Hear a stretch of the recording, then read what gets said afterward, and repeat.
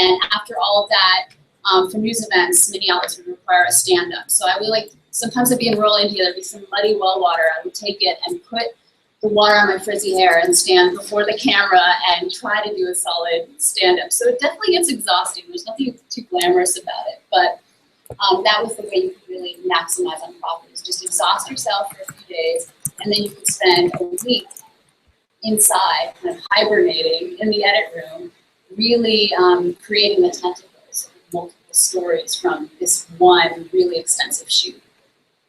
So here's how the financials broke down. I'm going to get into freelancing, effective double dipping, and how I took one assignment and really turned it into something bigger. But before that, I'll give you a few financial rough estimates that may be helpful for you. Now, I've talked to a mentor who's still working abroad, and he said these numbers really haven't shifted much in the past 5 years.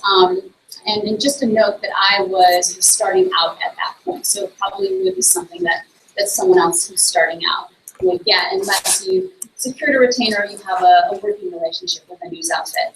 So for a video package completed, depending on the story, I get anywhere from $600 to $1,000. And it depended on the news outlet. Sometimes they covered expenses. A lot of times they didn't, if it was your own innovative reporting, which I very much wanted to do. I didn't want to sort of shadow and report on somebody else's story, though that was nice every once in a while. I was very eager to get out there and do a print component as well. So when you're looking at that, $600 to $1,000, it may be the case that you ultimately just break even with all of your expenses. Sometimes you have to hire a translator. Sometimes you have to travel. So to turn out a good profit, it helped to get an extra $500 for a supplemental print story. I would get $100 to $150 for a blog entry. At the time, a lot of news outlets were trying to establish their blog voice. They created different blogs for foreign bureaus, and they wanted some sort of sidebar, whether it be kind of reporting POV or just a smaller story that you could expand upon and write those pretty quickly. I'd get about $300 to $450 for a radio story. And then if I shot a high quality photo, and it ended up making it in the paper, I'd get about $150 to $200. If the photo went online, I'd get about $50. So the best thing to do too was to get some kind of easy work in the radio industry, where I had told you I started out in live talk radio, so I kept a lot of those contacts, and I established a position as a commentator on NPR's The Takeaway. So they'd bring me on every couple weeks just to talk about my latest project, which was a great way to kind of promote and get more attention and links to the project, and just slice of life stuff on living in India, living in South Asia, and they'd give about $150 to $200 for just like a 5 to 10 minute back and forth. So that was a good way to get a little bit of extra money as well. So there are alternatives. So I'd often double dip, as I said, to maximize profit. I do 2 videos, for example, with different angles for different news outfits that draw on the same footage, the same interviews. And I'll just show an example, and I want to warn you that these are from the YouTube archives, so the resolution is a little iffy. So if any of you have hard drives with your work, I urge you to back them up every year, every 2 years, back them up online in the cloud, because a lot of my work only lives on YouTube now. It's very sad. So the key to successful double dipping is really knowing your outlet's poison. So when you're pitching to an outlet, like the Wall Street Journal, for example, I knew that business-focused features were just a real win for WSJ, whereas Voice of America really liked more of a national security angle. So I kept that in mind as I was doing the story, and I would think about what's a larger story I can do where I can parse out both of those angles at the same time. There's often a lot of overlap.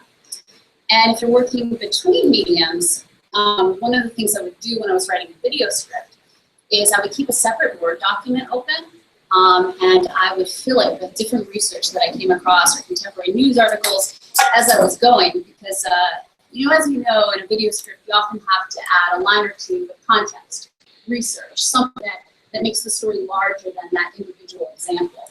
So when I was doing that, I would just fill the Word doc and go back to that doc after I filed the video. Okay, there's something here that I could create a larger story out of for a print spread. And an example of that, a smaller example, is I did a story on a video, quick video, on a mobile game in India that was teaching Indians about safe sex. It was called like Safety Cricket or something like that. And it was timed well because there had been increased mobile penetration in rural India. So many more people were getting mobile phones in India and increased connectivity. So this was a way of educating the public in an effective way. So I took a lot of the extra material for that and pitched a print story that I knew one of the Indian magazines would eat up on how India is using kind of its increased mobile phone use to become dominant in a global playing field. And that became a larger spread. Obviously, print stories have longer incubation periods, and it was a good way to get a little bit of extra money.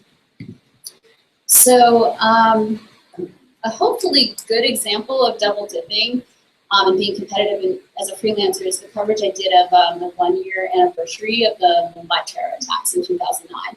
So in November of 2008, there were 10 Pakistani gunmen who had struck the financial capital of Mumbai. It was a 3-day siege with scores dead, and a year later, every news outlet was flying into Mumbai to cover the anniversary, to get those dramatic stories with people who had experienced this and talk about the scourge of terror in South Asia.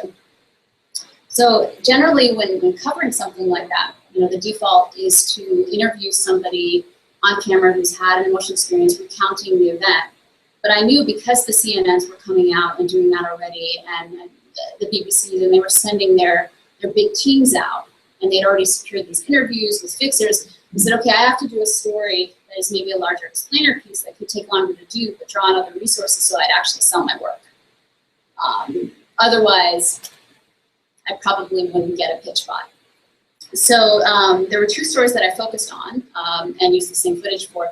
For the Wall Street Journal, I pitched a story on how private security, there had been a boost in private security across the city. Many residents didn't trust the police to keep them safe, so there was an increase in demand for private security. And then for Voice of America, I did a story on just, is Mumbai safer 1 year later? Are police equipped to handle another terror attack?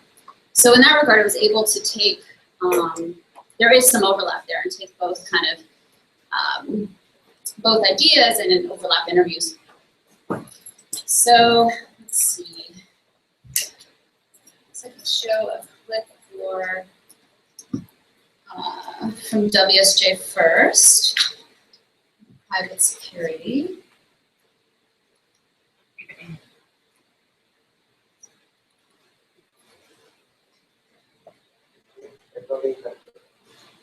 The building increased their annual security budget by 35%, around $4,000. Since the attack, Mumbai's police commissioner has affirmed Mumbai is safe. But for the more than 6 million people who take Mumbai's trains daily, I'm just going to start this again because I realize when you look at it, I just want you to look at it and kind of pay attention to some of the turns of phrases and footage used, because you're going to see in this next piece for VOA, I'm using the same footage and sometimes even the same ideas, but completely rewriting it and retinkering the order so that obviously it's not a paraphrase, and then you are able to double dip. The building increased their annual security budget by 35%, around $4,000. Since the attack, Mumbai's police commissioner has affirmed Mumbai is safe. But for the more than 6 million people who take Mumbai's trains daily, they see a far more vulnerable picture. Mumbai's busiest train station, Chhatrapati Shivaji Terminus, is outfitted with metal detectors. More for show than functionality, few walk through it. Mumbai police officials admit public security is a large task they can't fulfill alone. Very, very difficult. After all, the number of people we have, coming into the train and getting out of the train, how do we start checking each and every one of them? That's totally out of the question. Mumbai police have called on private businesses to fill in the security vacuum. by allocating at least 2% of their revenues to private security. Now, keeping in mind terrorism and organized crime, we are encouraging the use of private security to help the police. In response, private security agencies say they are fine-tuning their training. How to spot things like improvised device, how to be more thorough and get text for bombs and other explosives. Only 10% of the private security guards working for security and personnel services are armed, rendering most helpless in facing the type of gunmen responsible for last year's attack. For now, private citizens say that those extra set of eyes and ears are just what they need to sleep better at night. For the Wall Street Journal, I'm Linda Blake in Mumbai, India. Okay, so that is an example where I take the business angle, private security. I add in some aspects about some of the greater security issues in Mumbai, what they're addressing, and then kind of go back to this idea of private security. Now, to show you a little bit of a clip from what I found from Voice of America on just overall, is Mumbai equipped? Again, sorry for this quality. Joint Police Commissioner Maria says his force is now better prepared and could respond to any future attack within 30 minutes. Today, we are in a position to match any police agency in the world when it comes to facing terrorist strikes. He says Mumbai police are better armed and better equipped, and there are more guards at Mumbai's busiest train station, the Chhatrapati Shivaji terminus. Critics are not convinced. They say the guards' weapons are the wrong type for counterterrorism operations, and metal detectors are often ignored or broken. Former Mumbai Police Commissioner Julio Ribeiro blames such oversights on endemic corruption and political interference. Who is running the force? It's not the police chief. I mean, I used to run my force. I was responsible. But now I want to hear the man is only the responsibility. He doesn't have the power. I mean, he is the power is on the rest. This is ridiculous. I've never seen a thing like this. Ribeiro says the command structure leaves police hamstrung when disaster strikes. After attacks on Mumbai, the government created an elite 1,600-member unit called Force One. But Ribeiro says it is only a matter of time before many in the German and Israeli trained force drop out and seek more lucrative positions as local police officers, so they can supplement their income with bribes. Many people and businesses in Mumbai hire private security forces to protect them. Amar Sukhi is the managing director of Security and Personnel Services and says his clients include the Bombay Stock Exchange and the Hyatt hotel chain.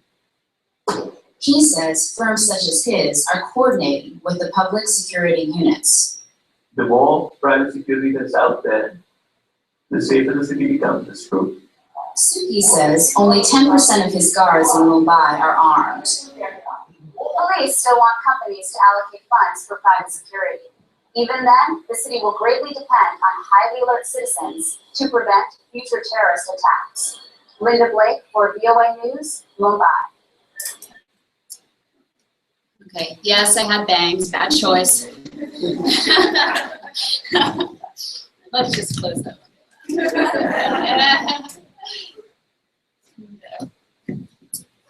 So another example I did of double dipping is, so that interview you saw with the Joint Commissioner of Police, Rakesh Maria, that was actually a newsmaker interview. It was very hard to get access to him at the time.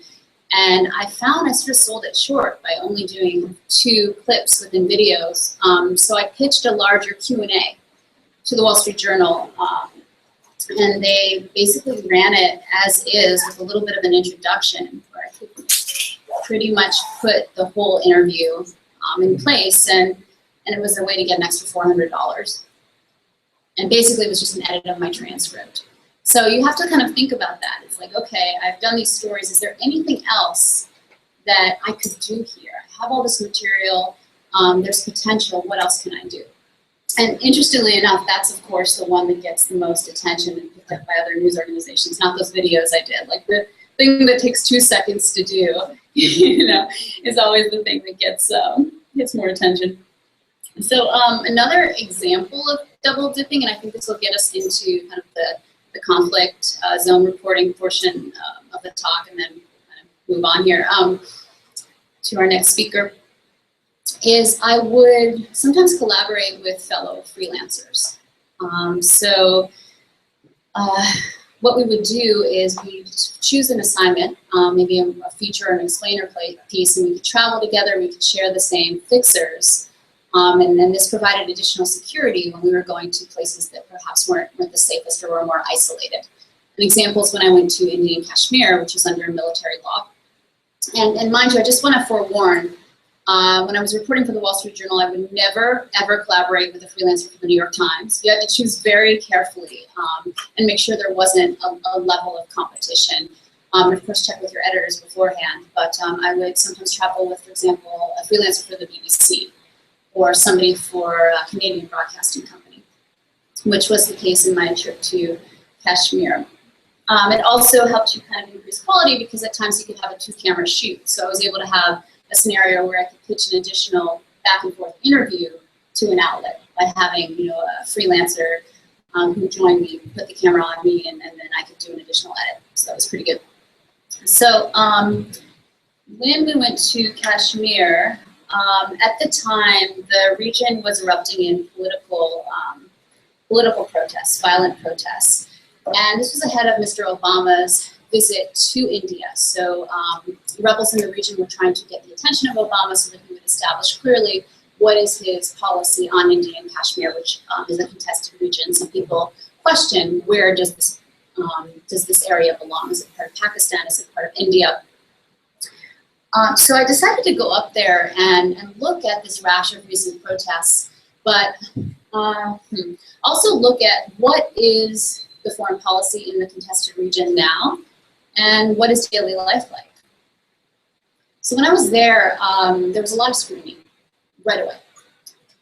There were police following our every move. They would go into the hotels, we found out later after we left, and grill the people who worked there about what our story was, what our angles were. So once we found that out, oftentimes we'd use the breakfast table where the hotel provides complimentary breakfast. So you're sitting there and you're talking about your shooting plan for the day, and making sure that your translator or fixer is on board, especially if you're going into a tense area and you're going to be bringing up things that are perhaps controversial. So you make sure that everybody is on board. And also that all of your needs are being met. So if you're working with another freelancer, are you both getting equal amounts of time with the translator and with various interviews? What questions are most pertinent? So we had to stop doing those meetings in the hotel because when the police were asked, and we thought they could perhaps block roads or kind of prevent our talking to various rebel political leaders and factions, some of which were under house arrest at the time. So when meeting with some of the major form of protesting there is stone pelting and arson. And so when meeting with some of these protesters, we had to coordinate and go through essentially a maze where we went to one location and then found out what the next location was, not through the cell phones because they said the cell phones were tapped, and find a way to meet with them at a location that was comfortable for everybody. And then once there, we agreed to allow them to cover their faces in fear of police reprisal. So we started to cover the story, and on the day of Mr. Obama's visit, Kashmir was under curfew. It's what they often did to make sure that, or to prevent potential violence or potential protests. So all of the stores were shuttered. They sent an extra Indian police force to monitor. As you can see there, they are monitoring. And basically, it was a day of rest. But there was also a high risk of protests, the idea being that perhaps the protesters would try to get Obama's attention, even though he had publicly stated ahead of his visit that Kashmir is an issue for India and Pakistan to work with, not one that the U.S. should be involved with. So on that day, we went around just to get various color. We crossed the barbed wires, we moved barricades, and I finally reached a point on my way to the city center, the fellow freelancer, where the police simply would not let us pass through. And of course I did the usual. I showed him my press pass. I explained it's my duty to cover this story, that I am doing a balanced report for an American news organization, that I had spoken to the Inspector General of Police of Kashmir, getting everybody's perspective on the matter. And he said, I simply can't let you through. You don't understand. You two are the only media here today. The moment you get to the city center and individuals there see your camera, that's when the protesting will start. So I stood there with this kind of ethical dilemma. Am I creating the story that I'm trying to tell? And I had to stop for a second and think about, what story am I trying to tell, and how critical is this footage if there's the risk of me creating violence or putting myself in greater harm's way. So I thought, okay, I'm doing a larger explainer piece on US foreign policy on Kashmir. Okay, how important is it to have this protest footage? Well, I have a lot of footage and a lot of even Associated Press photos from the month before that really showed the rash of protests at its fever pitch. Okay, so there is that to work with. Could I conceivably do this story well without accessing the city center? Yes, I could. Now, usually as a staffer, these are the kind of questions and issues you deal with an editor who has some geographical and emotional distance from a story. But I had to, on the scene, as a freelancer, just basically decide what's the best choice. You know, I still go back and forth to this day about that. I did confirm later on that there weren't any protests that day, and then filed the story later that night. But these are sort of the things you face, is how much of you being there is creating a story, particularly in a zone prone to violence, conflict. So I see I'm running over a little bit, so I'm just gonna maybe give one more example of a conflict zone, and then, I don't know, maybe if we have time later I could show some samples of those works, but I really want to give you ample opportunity to speak too. So I did a reporting trip in East Africa, and I spent some time on the border of Rwanda and the Democratic Republic of the Congo, and there's still a lot of tribal warfare going on there. And there had just been a joint military effort between Rwanda and the Democratic Republic of Congo to bring 400 former Hutu rebels back into Rwanda. These were individuals who were potentially or allegedly guilty of war crimes and murdering Tutsis at the time and fleeing to the Congo. So they were all being held at this reintegration camp. And the idea was, can these ex-armed combatants be effectively reintegrated into society? And what's the future? What's the hope for them? So walking into the camp made me a little uneasy at first, especially knowing that I was walking amongst alleged murderers, people who had fled the genocide. And you know, I came in with all those emotions, but what struck me right away, if you keep your eyes open as a journalist and think about the facts that you're working with, a lot of these people, the vast majority, were 25 years old. The genocide was 15 years ago at that point. Now it's been 20. The genocide was 15 years ago. So these were 10-year-olds when the genocide had happened, and they had fled, and war was basically all they knew through most of their adolescence and adult life. And here they were trying to work their way back into Rwandan society, initially by force, but then eventually as they got to the camps, there was an interest. It was by choice, as many of them told me.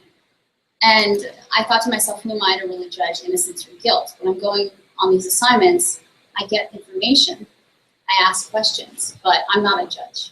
I'm not a court.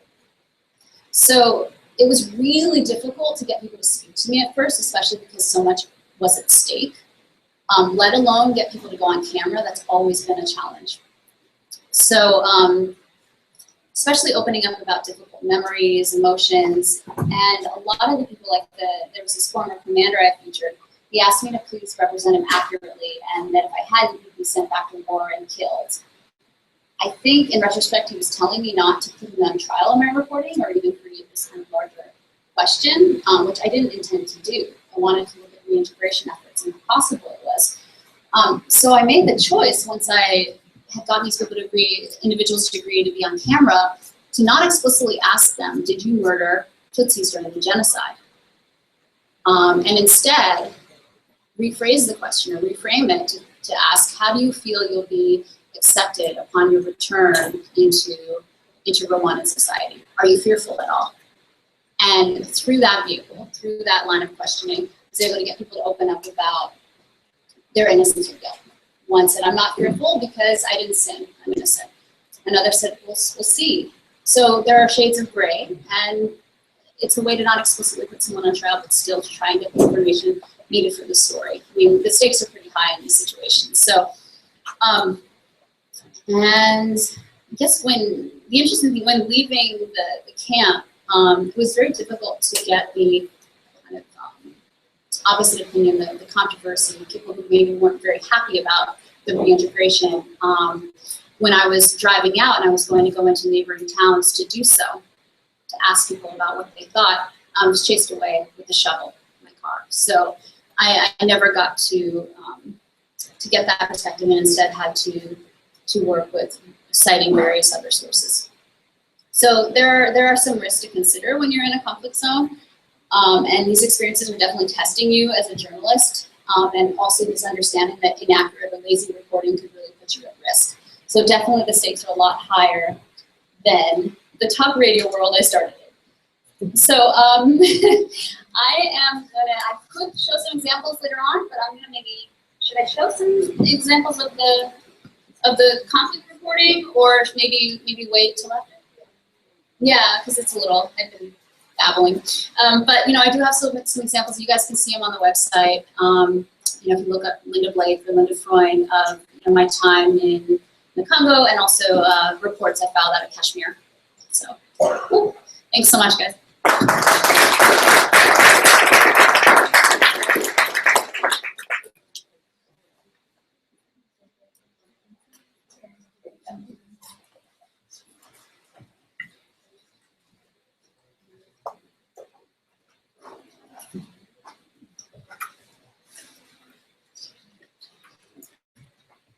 Okay, well, thank you, Linda.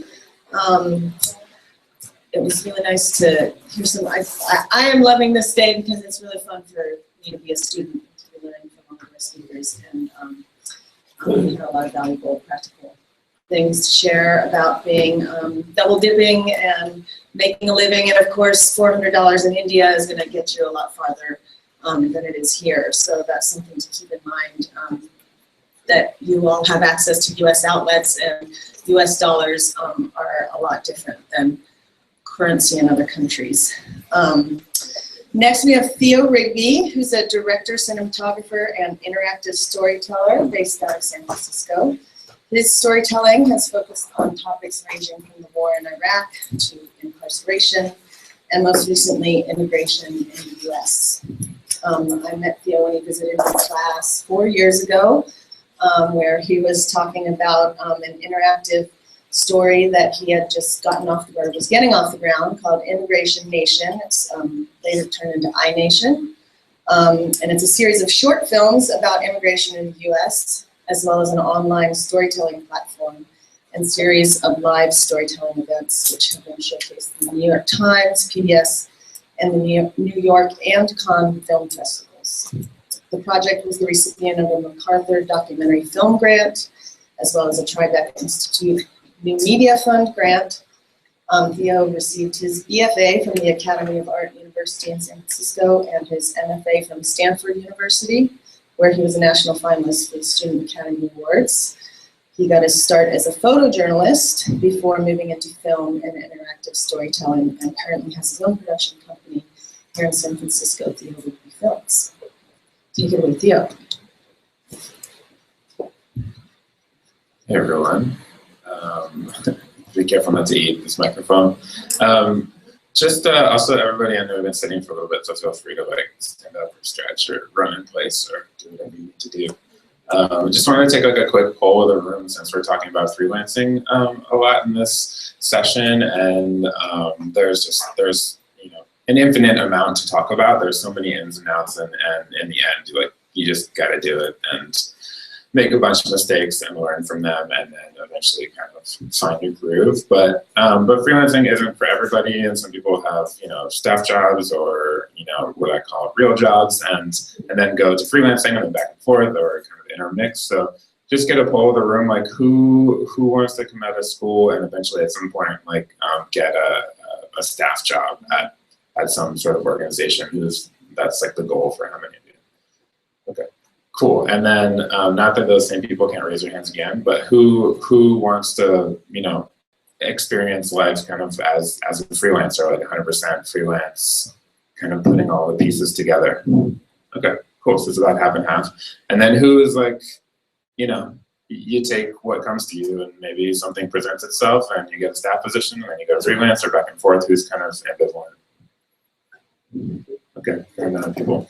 That's good. It's good to be flexible because, you know, you never know what's going to happen. I think this is really jumping down, but I mean, all of this, the staff position or the freelance piece, I mean, it's really a lot about relationships and about network and about not necessarily who you know, but yeah, to a degree, it's like it helps to kind of be connected to people who are doing work in a lot of different places. And Linda kind of touched on it a little bit, like, you know, she had staff jobs and then she went freelance, and then she leaned on those people, like as a freelancer, like went back to her colleagues who she worked with when she had a staff job and pitched stories and said, hey, can you do this? Can you do this? And then like it's like a, you know, a place on a radio program where she previously worked as a commentator, right?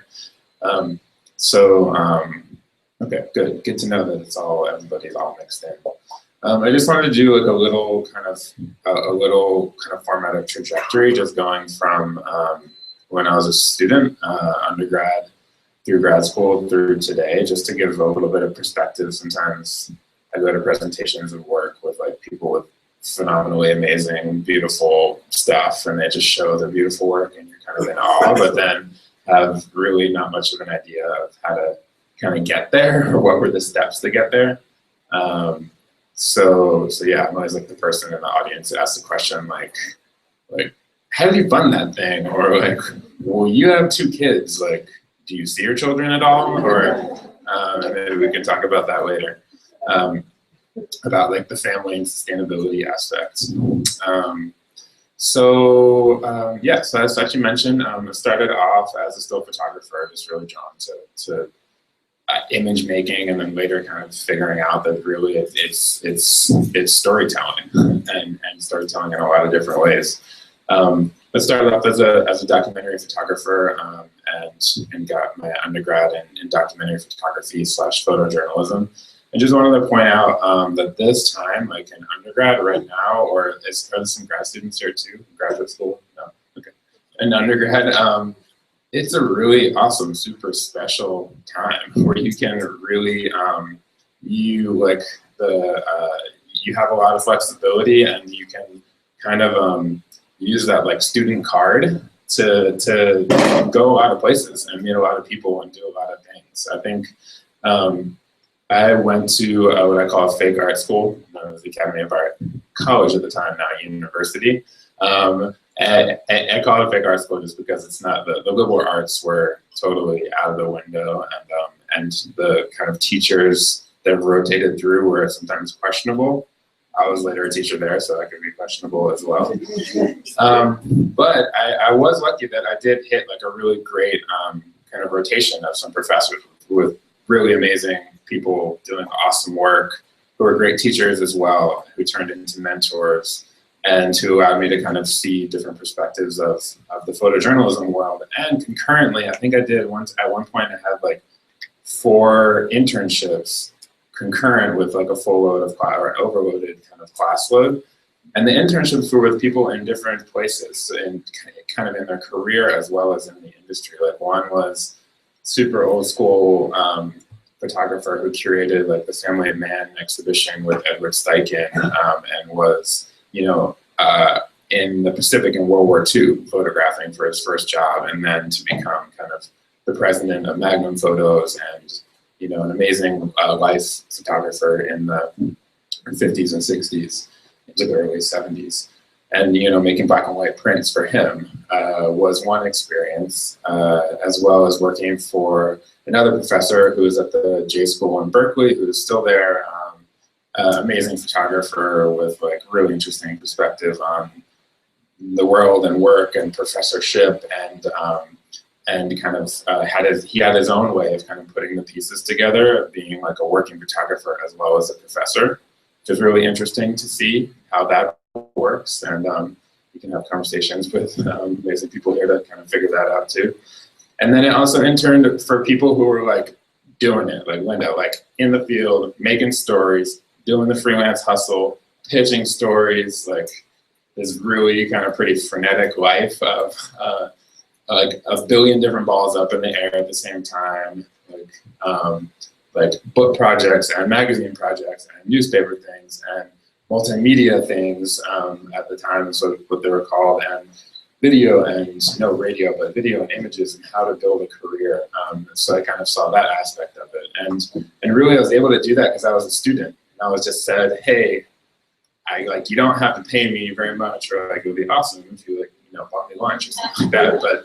But can I just help and learn and kind of be part of whatever you're doing and really just be a sponge? So school was good, and I learned some things in school, but really the most valuable part, I think, of my undergrad was was spending time with those people who are in the real world, working in kind of different various aspects of that. So when I got out, well, let's say when I got in, school was also a great time to kind of, when I was still in, school was a great time to just kind of to really dig into a story or some stories and kind of get your feet wet in terms of coming out of school with a body of work that may be able to be published somewhere, and may be able to kind of provide different ways for you to network some and to meet people who could then potentially not necessarily hire you, or maybe hire you, but at least kind of hear your pitches. And school is a place to like make that work and kind of like start to create this network of like allies, right?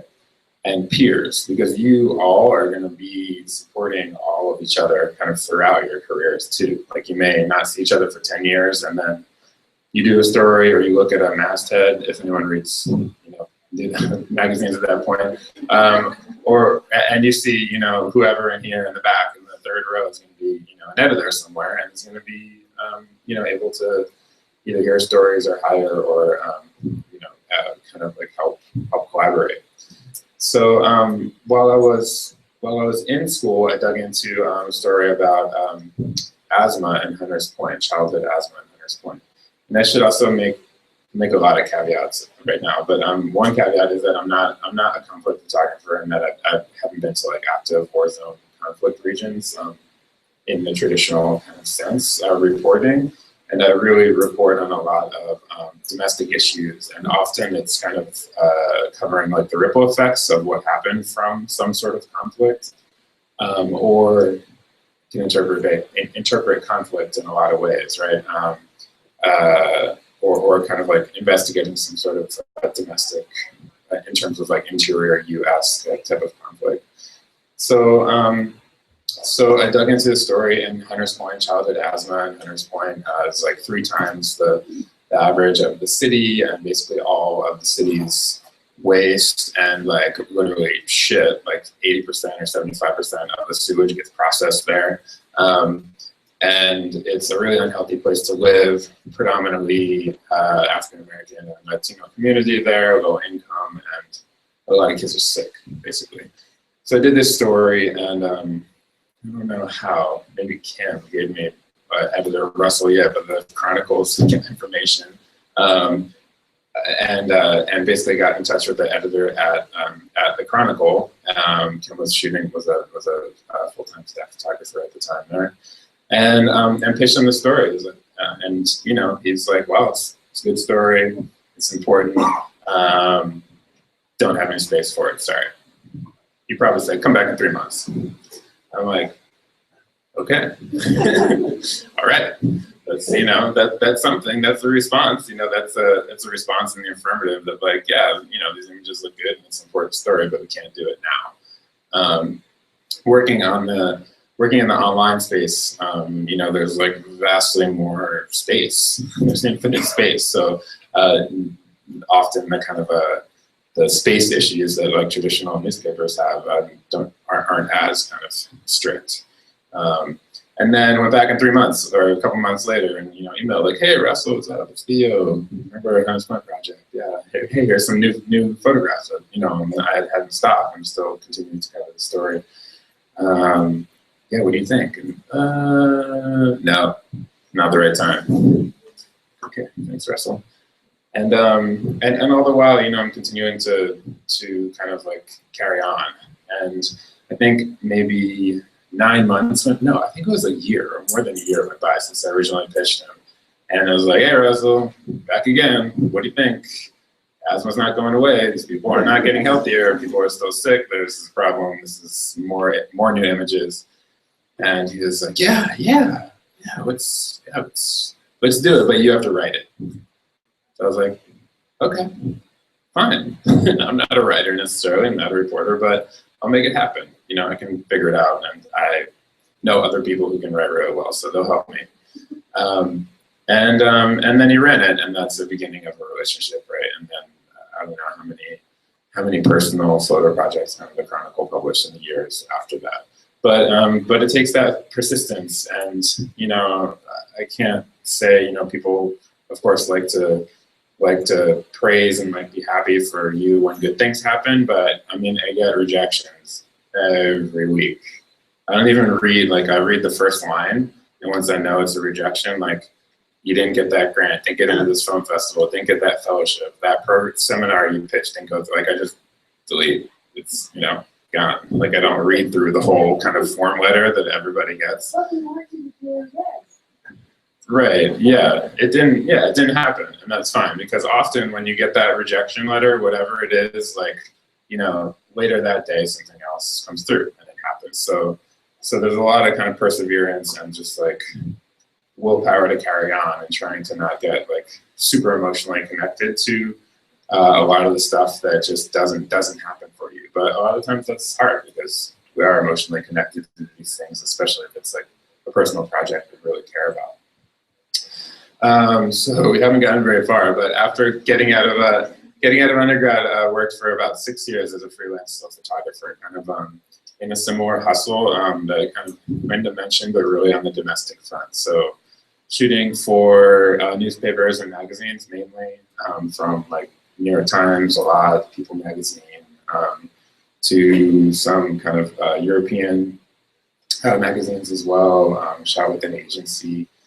And that was good, but at the same time, you know, I was trying to do personal work. There's always this, for me, balance between kind of the personal, the projects that I originate and start myself, and then, which is like the proactive kind of piece, and then there's like the reactive, right? Someone calls you and they're like, hey, can you go cover this thing? Hey, can you go shoot this? Can you do this for me? You know, that's stemming from an idea from somewhere else. So I think throughout my whole career today, probably throughout my whole rest of my life, will be kind of like trying to balance this paradigm between this kind of like reactive element of, you know, opening up your inbox and seeing like 20 emails and just, you know, reacting to what just happened, to making something happen, you know, to having an idea yourself, to creating something that you came up with, or maybe collaboratively you came up with it with somebody else or a group of people or a business that you started, whatever it is. But just moving, always trying to kind of like move more towards the proactive and away from kind of the reactive. So so those 6 years taught me a lot, and you know, it consisted really of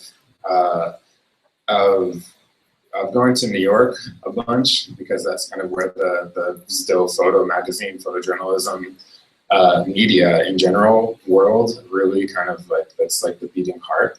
And just, I don't know if anyone's from New York, my wife is, I have a lot of friends from there, but it's like, you know, when you're literally in front of someone from New York, like they'll look at you and they're probably nice and they'll pay attention to you and see your work.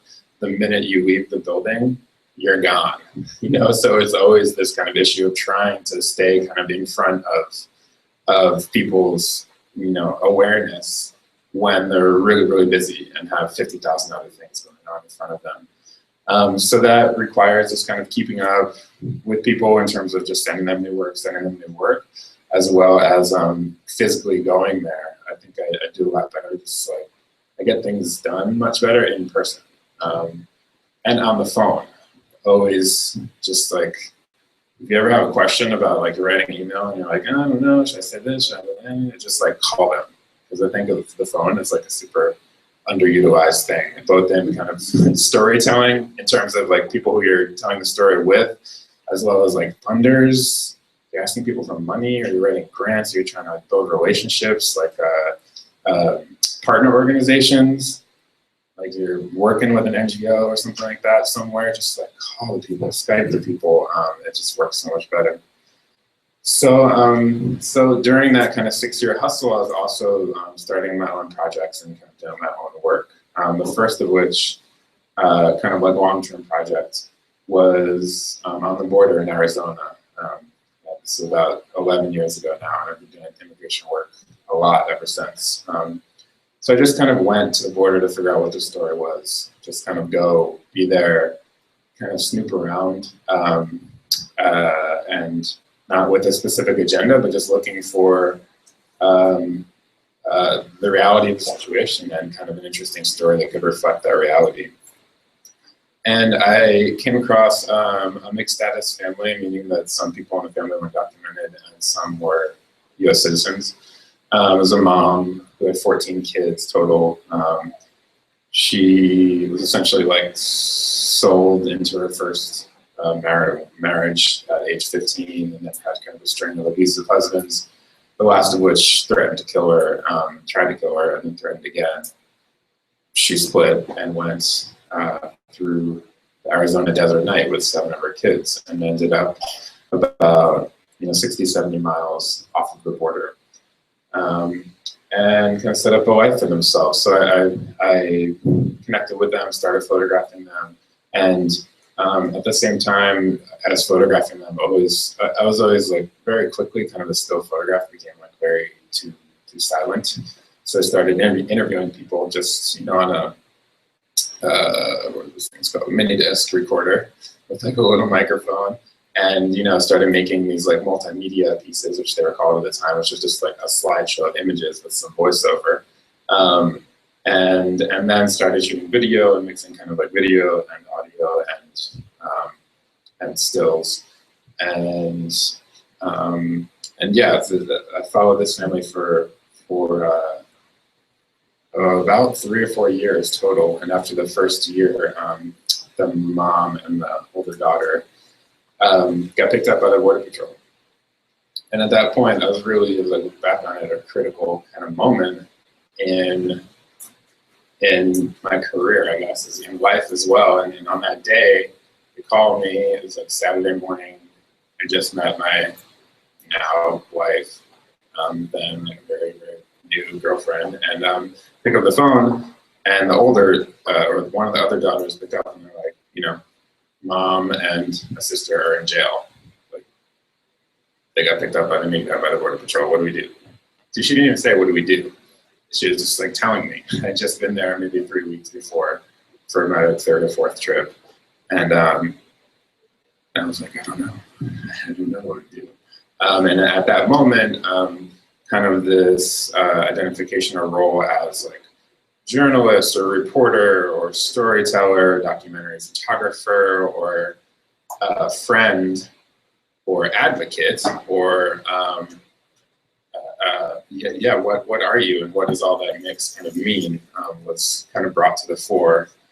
At that point, I called around many legal offices in Arizona and managed to find someone who's there on Saturday morning, and actually found them a pro bono lawyer, and then raised money from the story of their family. Had run as like a 7-page thread in the Spanish version of People magazine, just like very recently before that. So I reached out to the reporter on that story and like the editor of People in Espanol, and like raised money. So I had like $700 in my bank account, I think, and raised money to get them out of jail, and found them a lawyer, and then kind of I was like my role was much more nuanced, whereas I didn't really. They would have gotten out of jail anyway at some point without my help. Maybe they would have been there for a little bit longer, and they would have gotten a lawyer anyway without my help. They might have had to pay a lot more money, but it didn't really like change the huge trajectory of the story, and I wasn't there photographing it. So it didn't necessarily change like what I was covering, but it changed kind of my role in the situation And at a later point would change kind of my trajectory in the world of journalism to moving more towards documentary. So I've been talking for way too long, but I just want to show a little bit of that work, and then as we go kind of through some other pieces, we can also see just the passage of time in the work that I created, both like camera-wise, you know, this is back in the days of standard definition, 720 by 480, and like, you know, DVX 100 cameras. Does anybody know what that camera is? Yeah, one person. Those other people. Kim knows. And this was like really rough. Really didn't know what I was doing. You know, I had taken some film classes, but I didn't know really how to edit non-linearly. And then this actually later became what I used to apply to grad school, which is funny enough. So let's just watch a couple minutes of this.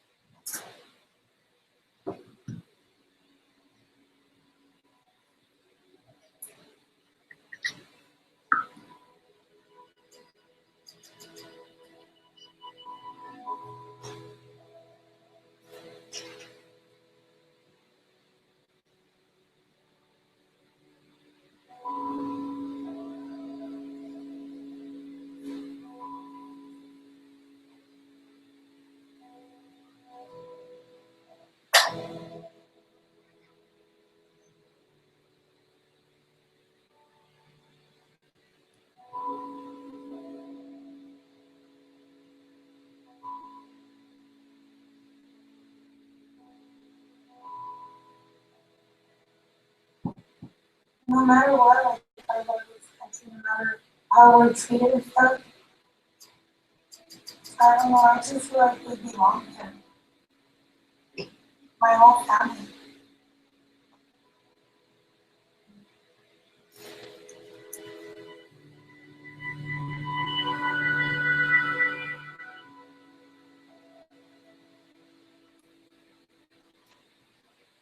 My name is Maribel Camacho. I lived in Mexico, and I came here in 1995. I was 7. My mom had 7 boys and 7 girls. It's scary going out every morning, or when my sister takes me to work. It's scary for her, or if we get pulled over. You just live like you're a prisoner because you're afraid that you're gonna get caught. Everywhere you go, you just pray that you're gonna be okay. If you go to the store, if you go to work, or even if you go to the park, you're afraid because you know you never know what's gonna happen.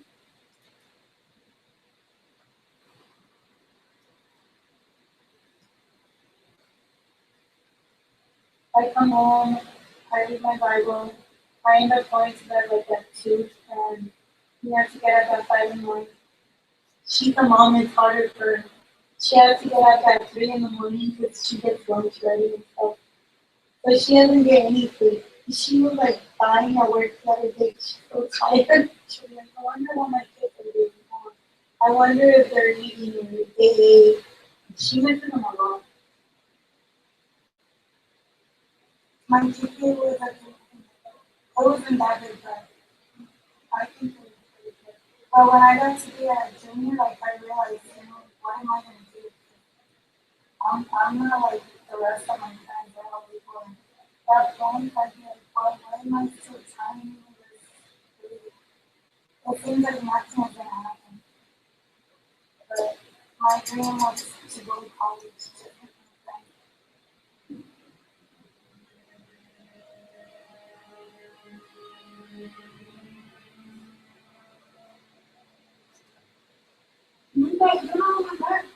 No tienes chance, ¿no?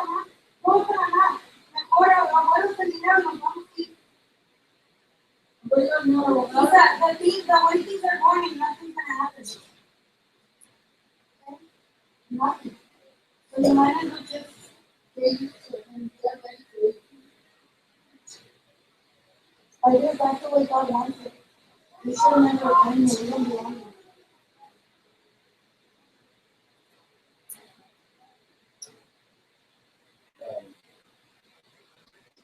So that's it.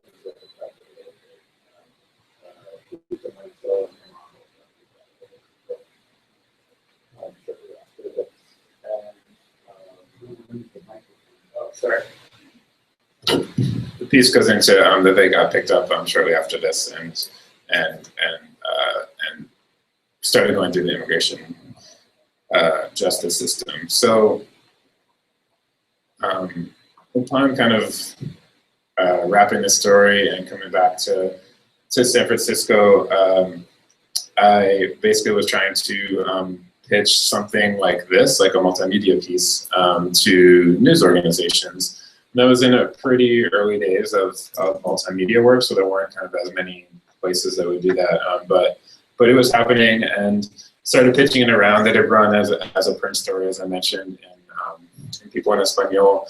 And upon kind of pitching it, showed it to people liked it. A couple, two, mainstream big news organizations were into it, and then I kind of told them the backstory of what happened. They got arrested. They called me. I helped them get a pro bono lawyer, raise money from the magazine editors to get them out of jail, etc.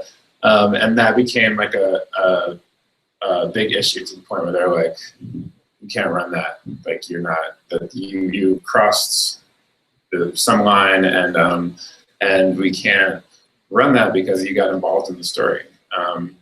And I think today, this is, maybe 7 or 8 years ago, and I think there are a lot of ways to kind of get around that, or to like have the reporter run a story about how they did get involved, or have a lot of journalists and reporters do kind of like more personal stories and do get involved in the stories because that's what we do. We're humans, and often to the point of potentially helping that family do something or get somewhere, and then that becomes part of the story, right? And it's not kind of this clean cut, kind of both sides kind of piece of journalism, but it's a little bit more nuanced. And maybe a different editor might have said that, but whatever editor I was in touch with, they're like, no, can't do that. This isn't journalism. You can't run this. So I wasn't, super shocked or incredibly upset or anything, but that was kind of a moment that really pushed me to want to create stories and kind of interact in the stories in the way that I wanted to, and the world of documentary film, I think, kind of provides a much wider and more flexible paradigm to work in, where other filmmakers obviously make films about themselves, and it's a totally reflexive piece. And now there's tons of hybridity of kind of fiction and nonfiction kind of mixing into one, and it's okay if you don't even know which is which sometimes, and everything is not kind of according to a somewhat set kind of list of kind of benchmarks that you need to meet. So I came back to San Francisco. I started a program for undocumented youth to tell their own stories and create their own, kind of, I gave them the cameras and matched them with mentors, instead of like me, with my camera telling the world what I think about the situation. Just kind of providing a platform for youth who are undocumented to tell the world what they think from their own perspective. Interesting, one kid was a student at State at the time, and there was no undocumented student club at that point. I don't know if there is now. I assume there is. It was interesting because his guidance counselor had never worked with undocumented student before, so he was teaching his guidance counselor, and I filmed with them. Like, he was teaching her, like, basically how to best support a student without legal status in the United States, because undocumented students face like kind of a very specific set of obstacles and barriers that they have to constantly jump over. And she was very grateful, and learned a lot from them. So after starting that program, I went back to school and really kind of dove into documentary film work at Stanford in their graduate program, and continued doing immigration work, and made my thesis about a family. Made my thesis film about a family that was separated by deportation. I just wanted to show a couple minute clip here. Unidos jamás serán vencidos. Nosotros unidos jamás serán vencidos. Nosotros unidos jamás serán vencidos. Immigration officials, broke into your house and pulled you and your sister out of bed, and they took your dad away and handcuffed. Is that correct? Yeah, they handcuffed his feet and his hands, they chained him up. It's a family that is pulled themselves up by the bootstraps, worked many jobs to, make it go over here, supported their kids, they have a kid in college and started student freshman in high school and saving up to buy their own home, really fulfill the American dream, but it's now become the American nightmare.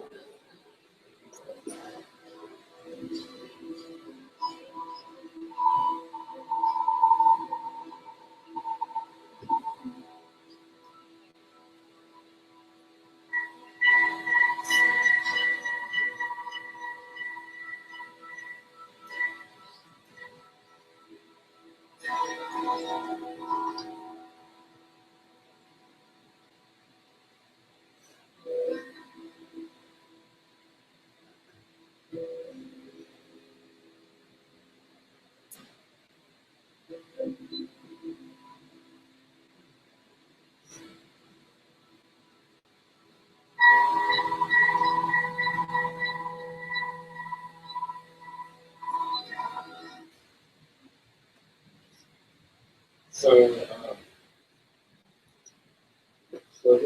this film really hit a chord. Sorry. This film really hit a chord, and still hits a chord today. And still, this is 2010, so this is a film that's 6 years old, and it's still just before I came to class. I was responding to someone who wants to show this film at their place of work at Salesforce, and the documentary guy who works there wants to show this film to his corporate sales team at Salesforce. So this still resonates for obvious reasons, that many people more people in history ever are getting deported still today. And this film got out in a major way to not only kind of film festivals and kind of regular kind of documentary film kind of channels, but also got nationally broadcast on PBS and a series called POV. And after this, I want to kind of speed through because we probably just have a couple more minutes, right? Yeah. After this, started a project kind of,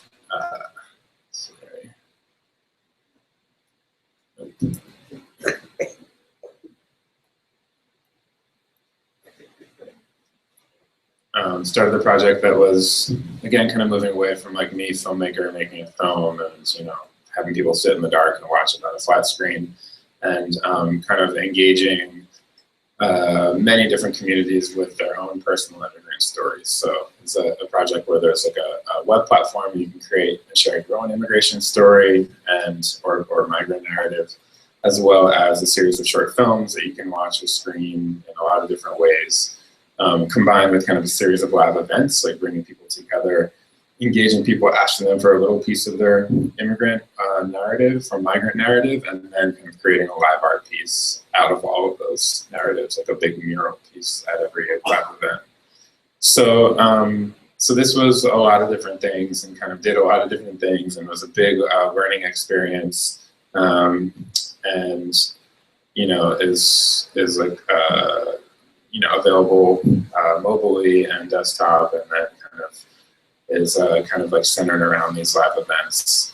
We launched the project at Ellis Island. We kind of took over the big lobby in Ellis Island and made these like 30 linear feet of murals from a super diverse group of people that came out to see the project. And then it was also a series of shorts, so kind of did like the interactive kind of cross-platform immersive storytelling thing, and then also just made short films. And those films have also gotten out in a lot of different ways. And connect the world of kind of mainstream media as well. PBS also did national broadcast of 2 of the 3 Immigrant Nation films, one of which is going to be broadcast later this summer, again on the same POV program. And then the New York Times has a video series called OpDocs. I don't know if anyone's ever seen it, but it's in the opinion section. It's supposed to be like an opinion documentary. And essentially it's a lot of short documentary films usually with a point of view, sometimes like pretty kind of straightforward documentary films.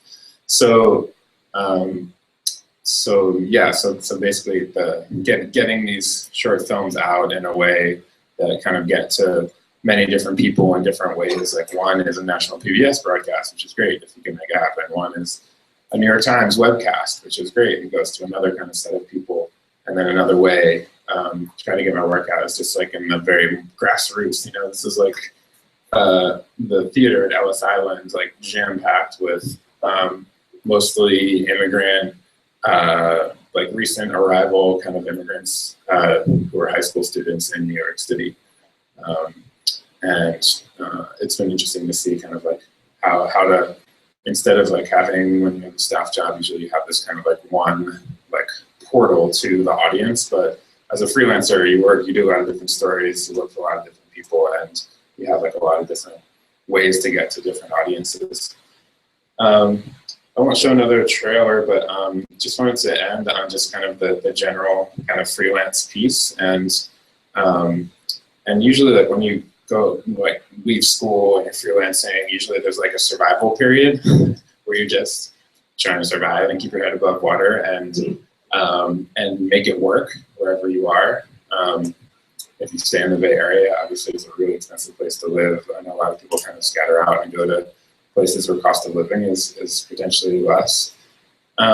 But still kind of at a certain point, like you'll get out of survival mode. And just wanted to kind of note on the power, like at some point I was taught very early on, like just say yes. New York Times calls you, and it used to be, I'm not sure if it's in the manual anymore, but when they called, it used to be like all ones, like 10 ones, 1, 1, 1, 1, 1, 1, 1, 1, 1.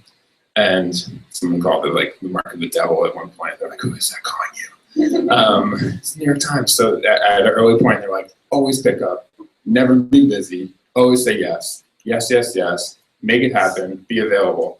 And at certain points in your life, maybe you have to be in that situation to make it work and keep your head above water, and for various reasons, just say yes. But I think there's a lot of power in saying no as well. I think there's a lot of power in being at some point really intentional about what you do, who you do it for, who you work with, how you spend your time, and at some point you're gonna have to say no. And you're saying no to one thing, but what you're really doing is you're saying yes to other things. You're saying yes to things that are more important to you for various reasons. It could be financial, or it could be personal, it could be emotional, it could be familial. Maybe you got some intense stuff going on with your mom and dad, and like going on some, you know, intense shoot with like a super stressed out editor on the other end of the line, like it's not good for your emotional health. So you say no, and they'll probably call you again. But at some point, there's going to be flexibility to say no, and I just want to kind of focus on the fact that like the people who are publishing the stories, like they need us, you know. They are maybe like a huge kind of like institutional. There's a lot of like power in organizations that we work for and that publish our work. But in the end, like they need us. We're the ones who are making the stories. Like we're giving them the content that they then run ads on, and then they you know, run their business and sell their papers and sell their products. So so we are very valuable, but and a lot of times, and when maybe you have seen like a contract by like a large news organization, or you will shortly, and if you take, you know, the 3 hours necessary to read one of those contracts, like you'll see that like, you know, we have to fight for kind of everything we get, and the odds are kind of stacked against us as the freelancer. It's hard to kind of it's hard to see that in perspective sometimes, but just to try to kind of keep in mind that like they need us, they need our stories. We're the ones who are like, you know, pounding the pavement and making the stories happen. So there's always room for negotiation. It sounds like at some point you probably negotiated a lot of things, right? Like money and contracts and day rates, and like we always need to be advocating for ourselves. Otherwise, we're just going to be kind of signing those big thick contracts that like a bunch of lawyers created, and we're not necessarily going to get the best for all of ourselves. So yeah, I'm sorry I went over, but I want to end there, and yeah, thanks for having me.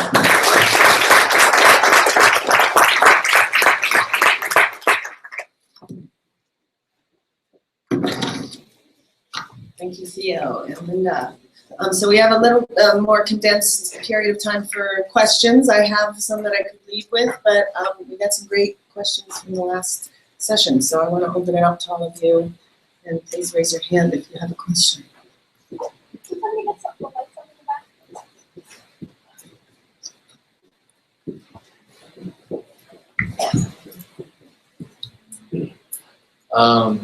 So you both showed footage of these sad, touching, very personal moments. How do you get your subjects comfortable enough to open up to you and be comfortable on the camera as well? Just and enough to like even cry in front of you on camera.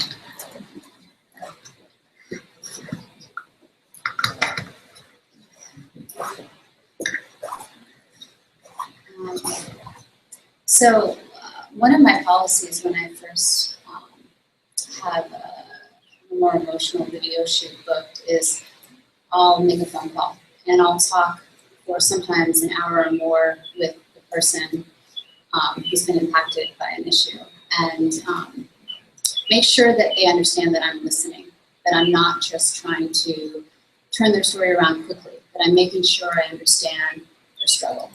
That's a big part of it.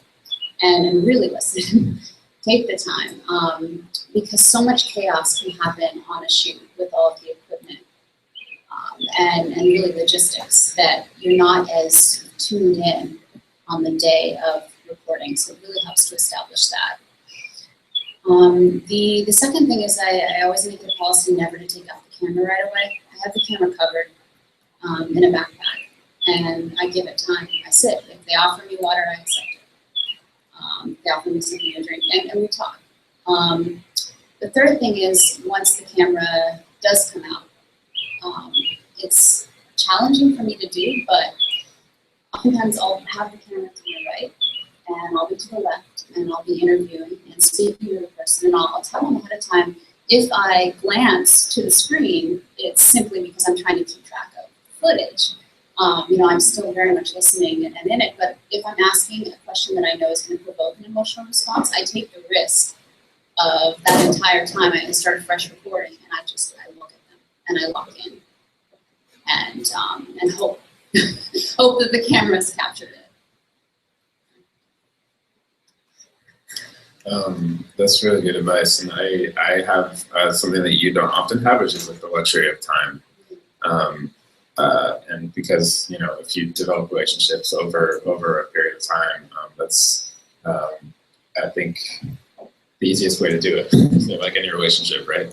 Someone gets comfortable with you and trusts you and knows your intentions. I think intentions is a big piece of it. So always really clearly as possible, as early as possible, kind of lay out like why I'm doing what I'm doing, and what I feel and what I think, and why I think these people's stories are so important. And I often work with people who feel like they don't have a very loud voice, like, and that the narrative that of the kind of world that they fall under, the community that they're in, is kind of the narrative is often misconstrues things or misrepresents certain things. So they have like an interest in telling their story and telling it the way that they want to tell it, and the way that they believe it is. And yeah, showing other work also helps too, because oftentimes people aren't necessarily all that media savvy. Just showing them something you've done, you know, they have an idea of like, oh, you know, I get it. This is kind of what it could be, and yeah, I think really just being, like you said, just like really listening, just really genuinely being interested in someone's story. Most people respond in the affirmative and say, like, especially people who don't normally have people interested in what they think or feel or where they came from or who they are. People want to tell that story.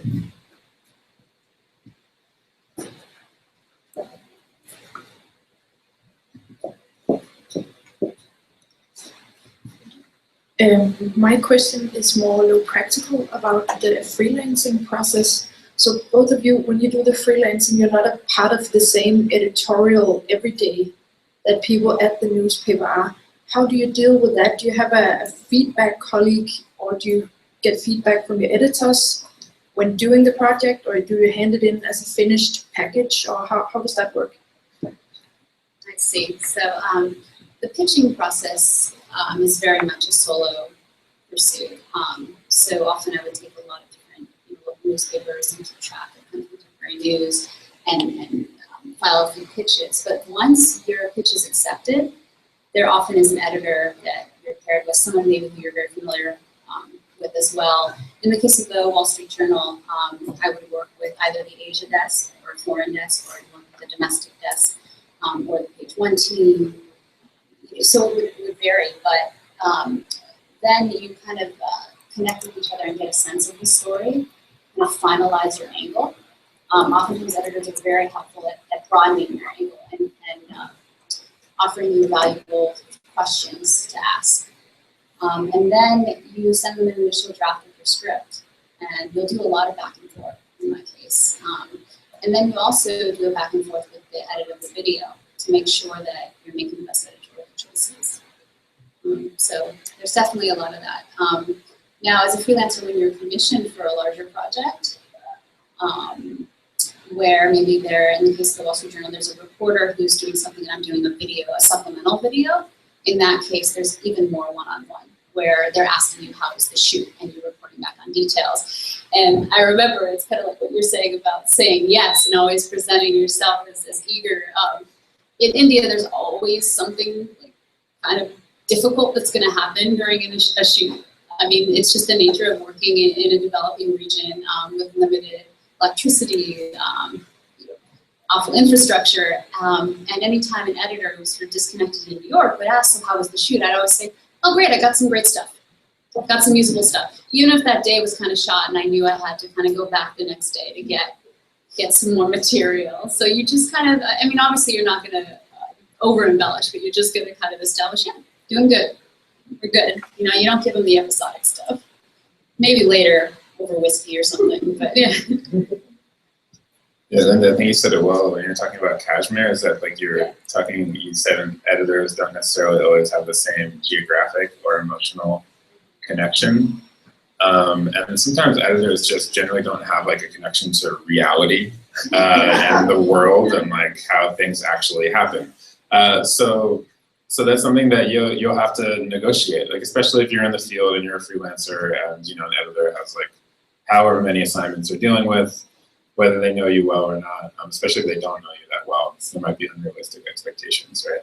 So figuring out how to diplomatically, in a way that kind of like clearly spells out the reality of the situation and doesn't make you look bad or like you don't want to do something, but it's just kind of, you're saying no in a way, right? You're saying, no, this is not possible. This is what it is. It's not this. And you want to do it in a way that also doesn't make the editor look bad, because editors like to look good, like everyone. They like to look good and have good work and look good and have the work that they're creating be seen as a positive thing in their work environment, and kind of potentially looking forward to getting promotions, etc. But that's also something you'll deal with, not just an editor in a newspaper, but in any client gig, like as a freelancer, clearly, it's a really good question, clearly laying out from the get-go, like before the thing starts, what that post-production timeline is going to look like and how many reviews they want to see and how long they have to respond to it. If there's a deadline, 2-week project, and you give someone a rough cut or their first cut a week into it, and then they spend 4 days radio silent, and then they give you feedback, 2 days before it's due, and they're like, why do we have this? You got to change this, you do that, and then ask for ridiculous things. Then you have 2 days to figure out how to make it happen. So a lot of it comes down to communication and clearly kind of agreeing on how those reviews and how that kind of that often collaborative process of going from raw footage in the can, so to speak, to finished product. Kind of how that post-production schedule is going to go, who the stakeholders are, and often, not often, it always helps to spell it out, like in writing. If not already written, like in an agreement, a scope of work, a contract, whatever it is have it in email form. And emails are also like legally binding as well. Not to mention a kill fee, which is bigger in radio than I've experienced in video, but some fee that they're guaranteed to give you even if they choose not to run the story due to space or some other major news event. So it's often a small percentage of the larger fee, but at least it kind of keeps you going. Yeah, I imagine that relationship is much more important as a freelancer, because you're as good as your last job. And I like Linda's advice to never let them see you sweat. Make it till you make it. Do we have any more questions? Sachi. First, thank you very much for the presentations. I appreciate your passion and commitment to the work and your sensitivity to the subjects that you're covering. I was wondering if you've ever had experiences in which your work, your published work, has actually put someone in danger, created problems for them, and if so, what did you do, or how did you prevent those kinds of things from coming up?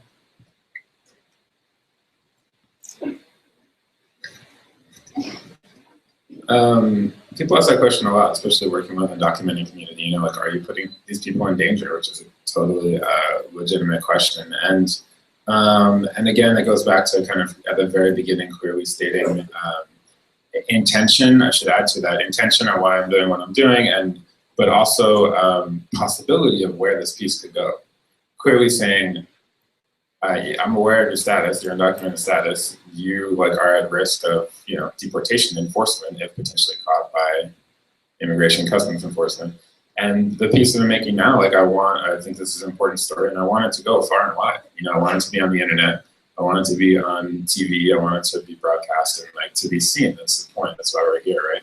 So stating that very clearly up front before the frame is shot and getting the buy-in of people, not of the entire family, not just the people filming, but kind of everyone involved saying, yes, I understand the risk involved in this and I want to go forward. That's a really crucial thing for me. And, 9 years ago, it was a little bit more difficult. People were a little bit more hesitant, and I've had many, many people say, no, I don't want to be filmed, which is, to me, the logical thing to do. But more and more and more today, people are much more okay with kind of their image and their voice and their identity being out there. And also, I often work with people who are already in the system. So like the Mejia family who you saw in St. Thais, they were 2 weeks away from being deported. They were caught, they were in the system, they were trying to get a private bill from Senator Feinstein. And once people are already kind of in the system, there's, little risk and mostly kind of, potential reward. And yeah, and I should point out that like the first people ever to see St. Thais, right when I finished it, it was my grad school thesis, and it went to the lawyer who saw in the film. And the lawyer sent it to the governmental people who were deciding on the parole, the humanitarian parole that they were applying to kind of bring the family back. And the government was the first people ever to see it. You could see it because there were 0 plays, and the day after the lawyer sent the link, there were 3 plays. And then 2 days later, they decided to let the parents come back and be reunited with their family, and they're still here today. So there's never any way to really know why governmental organizations make decisions like that, but the lawyer and the family think that the film had something to do with it. I think also kind of the premise you're working from is that individuals are safe as you approach them, and then they're put into a dangerous situation after their story is exposed. But often what I found is that the reason people were finally reaching the point where they're willing to go on camera is because they already are in danger.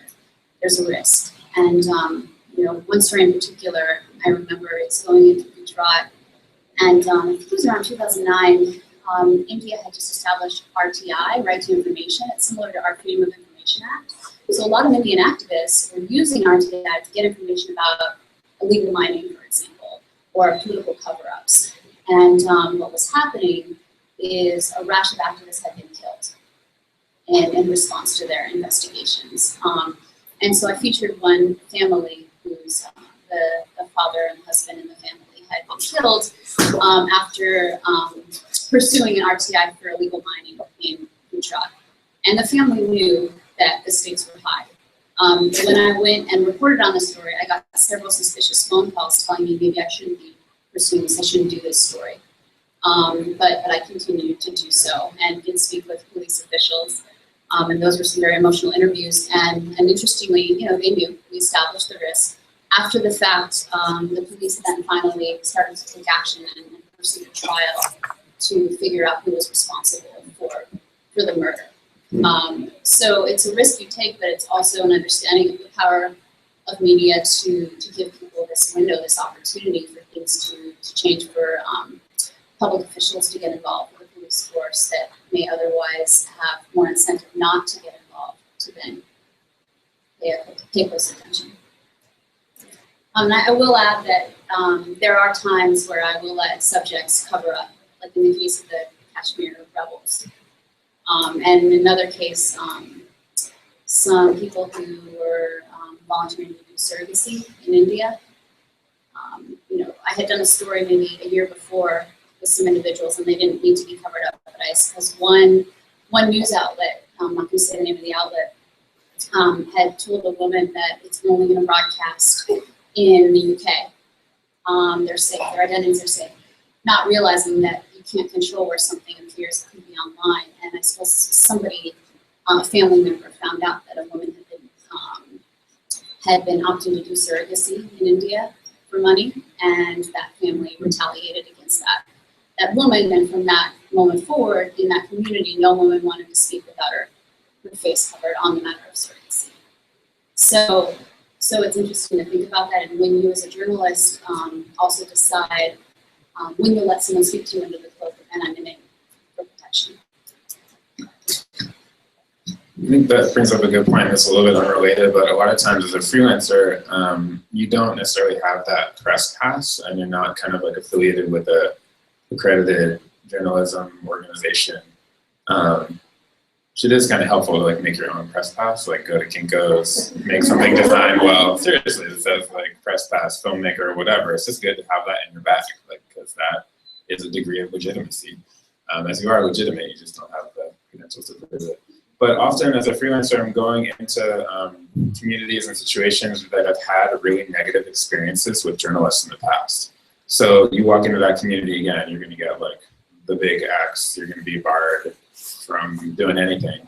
And often, you're often gonna walk into situations where basically you kind of have to mop up like the trespasses of former journalists or news organizations, whether it was their fault or not, whatever happened, like there's gonna be some trauma from news media in the past. And that goes also as well as you have to kind of define yourself. Like a lot of people are used to TV news, especially when you're a filmmaker coming in with a camera. They see TV news and maybe they've been interviewed before and, you know, the interview took 10 minutes and then they were gone. But you have to describe that, you know, like, you know, I want to be here for 6 months and I want to sleep on your couch maybe. And, you know, you might wake up one morning at 6 in the morning and I might kind of be there filming if you're cool with that. And then it's not going to be a 10-minute kind of ordeal. So it's an interesting navigation and kind of and figuring out where you like helping them kind of deconstruct what happened in terms of how the media communicated with them and their community, and then also kind of defining yourself and where you fit into kind of the spectrum of media that's out there. So I think we have time for one more question. If there's any questions. If not, we have about 5 minutes till our next panel, which Kim is going to tell us about.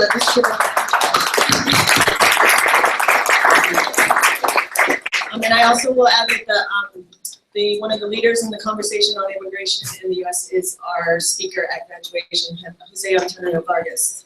So that's exciting. Kim's going to tell us about the next section, which we would love you to all join. All right, so at 2, let's make it 5 after 2 to give you a second to get your stretch your legs.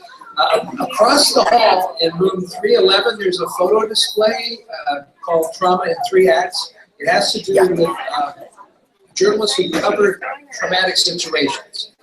Our next speaker is Carrie Renee Hall, who's going to share her work and also talk to us about journalist self-care and how to cover a story and not traumatize the person you're interviewing. See you at 2:05.